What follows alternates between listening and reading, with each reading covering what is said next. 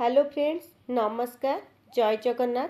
आज मु आपण मानक सहित राशि मंडार रेसिपीटी शेयर करी। आपण माने समस्ते मंडा पिठा प्रस्तुत करती। आगे घरे घरे शीत दिने प्रायतः समस्त घरे राशि मंडा प्रस्तुत हुए।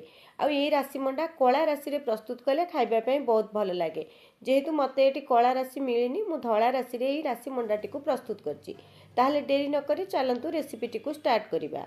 एबे देखंतु मंडा पिठा गुडी केते नरम होईची। आपण एमती नरम और तुलतुलिया मंडा पिठा प्रस्तुत करबा पे वीडियोटी को संपूर्ण देखंतु। एठी मु किछि राशि बा गोटे कप पाखापाखि मु राशि नेछि। प्रथमे राशि को आपण सुखिला कड़ाई रे भाजी नेबे। बेसी टाण भजा करिवेनी बा पोड़ीबेनी। बस आपण को राशिटी फुली गला परे आपण राशि को काढिबे।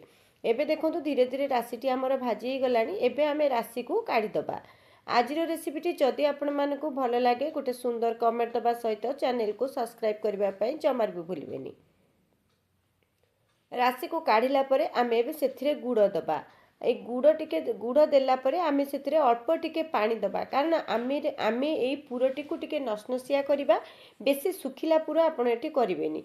टिके कादुआ कादुआ बा नसनसिया रहिले खाइबा पई पुरटी भल लागे। एबे देखंतु आमे एठी गुड़ टिके मेल्ट ही आसलानी। कोरी रखि नड़िया को देदबा। आउ गुड़ नड़िया को भल भाव आम मिसई नवा। गुड़ नड़िया को टिके भल भाव मिसई नेला परे आमे एबे सेथिरे भाजी रखि राशि को मध्य ऐड करनबा। एटी देखंतु मु टिके घिओ गोटे चमच देली खाइबा पे भल लागिबो। जेहेतु शीत दिन सब गरम जिनिस टिके व्यवहार करंतु देखिबे देह पई बहुत भल रहिबो। एबे घिओ देला परे मु भाजी रखितिबा राशि की आउ किछि गुंड काजू को गुंड करी एथरे मध्य किछि देई नेली। नेकी एबे ताकू भल भाबरे आमे मिसई नबा। एटी देखंतु धीरे धीरे पुरटी हमर प्रस्तुत हो गलानी। बस पुरटी आपन केमते नसनसिया रखिबे। एटी लास्ट रे किछि गोलमरिच गुंड मध्य मु ऐड कली। एबे पुरटी को आमे गोटे प्लेट को काढी नबा। एबे सेही कड़ाई रे चलंतु आमे जंतुनटी को प्रस्तुत करिबा। जंतुनटी को करबा पई मु एठी गोटे गिना पानी नेछि। आपण पानी गोटे गिना कप जे कोनोसी जगह रे गोटे मेजरमेंट कर नेबे। गोटे गिना पानी नेला परे आमे एठी पानी को फुटिबा पई छाड़िबा। बस सेतिरे आमे अल्प टिके एठी मु घिओ देछि। आपण रिफाइन तेल मध्य देई पारंती।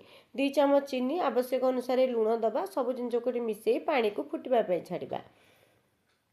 पानी एटी फुटिला परे गोटे गिना चूना को आमे एटी दे दबा। चाउल चूना मु एटी गोटे गिना पानी पे गोटे गिना चाउल चूना व्यवहार करछि। ए चाउल चूना मु घरे प्रस्तुत करथिली। ए चाउल चूना देई ताकू आमे भल भाबे एबे मिसई जंती नबा। गैस रो फ्लेम को आपण सिम रे रखी जंतुनटी को प्रस्तुत करिवे। जेतबेले आपणक जंतुनटी कड़ाई रु छाड़ी जिवो सेतबेले आपण कोन करिवे गैस रो फ्लेम को सिम करी ताकू घोड़नी देई कि 4-5 मिनिट पई आपण छाड़ी देबे। एटी देखंतु मु ताकू घोड़नी देई 4-5 मिनिट पई छाड़ी देबी। 4-5 मिनिट परे गैस को बंद कर दबा।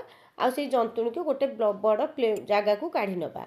एबे सेई जंतुनी को मु लुहा कड़िका रे भल भाबरे खेळेई नउची। नेले शीघ्र ठंडा हो जिवो आ आमे पिठाटी मध्य शीघ्र प्रस्तुत करि परिबा। एबे भल भाबे लुहा कड़िका रे मु एपट सेपट करी ताकू ठंडा कर नेबी। तापर अल्प टिके पानी हाथ होई जंतुनटी को चक्कर नेबी। जंतुनटी जते गरम थिबो चकड़िबा पई भल हबो आ आपण नरम भाबे मध्य चकड़ी परिबे। चाउल चूनाटी सुखी गले बा जंतुनटी सुखी गले चाउल चूनाटी टाण होई जिवो। भल भाबे आपण ताकू आहुरी पानी दे चकड़िबा पई पड़िबो। एबे देखंतु हमर चकड़ाटी प्रस्तुत हो गलानी। पूरा नरम हेछि जम्मा भी गेटा नाही। आपणक मनपसंद साइज रे आपण एठी गोटे गोटे बॉल्स नै जिबे आ एम्ति पिठा गुडी को गढ़ी नेबे। पिठा गढ़िला बेले चारिपट गुड़ाक पतला रखिबे। मझी अंशटी को टिके मोटा रखिबे। ताहले जे आपणक पिठा जमा भी फाटिबोनी। एठी गोटे चमच मु पूरा देली। पूरा दे एबे पिठा को बंद कर दबा। ता ऊपर एक्स्ट्रा पिठा गुड़िक बा एक्स्ट्रा जंतुणी गुड़िक आमे काढ़ी दबा। एई प्रोसेस रे आमे सबु पिठा गुड़ी को बनै नबा। आशा करछि रेसिपी आपण मानकु भल लागुथिबो।